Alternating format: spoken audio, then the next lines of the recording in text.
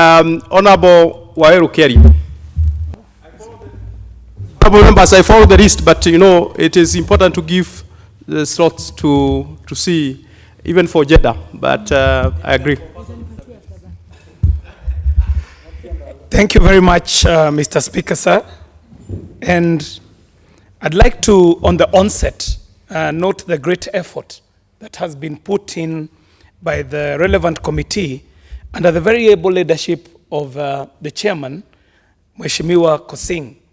And I say this because I do note that this bill does seek, and quite to some level of success, seek to align the road sector to the new constitution, and as such is able to take us from the archaic many laws that were previously existing. And it also does try in its own way and wisdom, try to classify our roads in a way where we start bringing ourselves into the present and are also able to start forging forward into the future. Mr. Speaker, I do note that this bill extensively deals with matters hardware. And by matters hardware, I talk about establishment of authorities that will be dealing with the hard brick and mortar construction of roads in this country.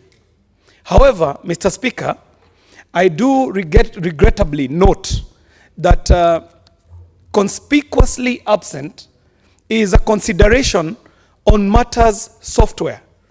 Because we do realize that in this country, we can build beautiful, amazing highways, trunk roads, and roads. However, if we do not consider how we teach our population on how to use these roads, we shall run into problems. And that is why, Mr. Speaker, I do seek for the committee to note that they have to put pressure on these establishments that we are going to be establishing through this bill, not limited to the KENHA, the KNSR, and KURA, to address these issues. And I'd like for the committee to note, issue number one is, as I said, on software matters, compliance, which is becoming a massive problem.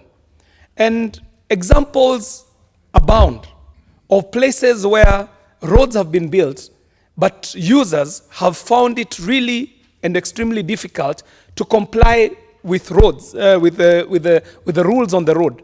And currently, Mr. Speaker, in my constituency, I'm dealing with an issue of a road that was done recently. This is Kabiria Road, where we are ending up dealing with accidents almost every other day because our road users are not able to comply with even the basic rules on the road, and ending up with a myriad of accidents that we have to deal with.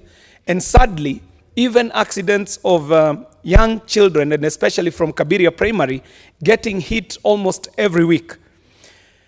Mr. Speaker, sir, the mentality of our people is a software issue. Our road users, the pedestrians, the border riders, the tuk-tuk drivers, our motorists have to be brought up to speed on how to use the modern roads that we seek to build in this country. There are issues that arise that cannot be dealt with by just building roads. They'll have to be dealt with by going out there and working aggressively on what we would call behavior change, which in itself is a mentality and attitude issue, and as such, a software issue. Matters abound of places where we have even tried to bring in new roads, but that becomes very difficult because of encroachment by members of public.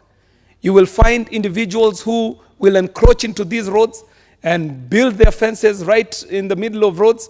And this is a matter that is a soft issue that needs to be addressed.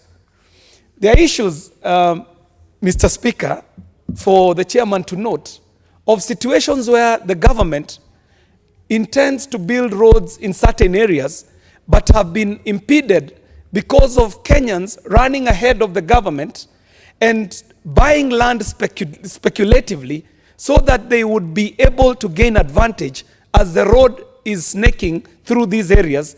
And in the real sense of the word, it is extortion. Mr. Speaker, sir, we have situations where we have traders who end up laying their wares, especially in urban areas, in roads. My point, Mr. Speaker, is that as much as this bill seeks to deal with matters that are hardware, we will also need for the relevant committee to address issues of software and mentality and attitude change and behavior change in how we use roads. So as they allocate budgets, because the timing is perfect, we will need to see this committee tasking the relevant authorities to put in money on the training on road safety usage, which should be channeled through existing institutions that are not limited to schools, the churches, and community institutions that exist, so that we can be able to not only advance the road network in this country, but also improve the usage of the roads that we shall be constructing. Mr. Speaker, sir, I would also finally want to note that in seeking to align the road and transport sector with the new constitution, there will be a need on revisiting the issue of how the national government and the county governments share their responsibilities on matters related to the roads. The learned friends in this house, which I don't happen to be one of, will tell us that the constitution is very clear on the responsibilities that have been allocated to the county governments, which are broadly referred to in our constitution as the county transport, which include the county roads, the street lighting, traffic and parking, public road transport, the ferries, harbors, excluding the regulation of international and national shipping matters. And these issues might end up,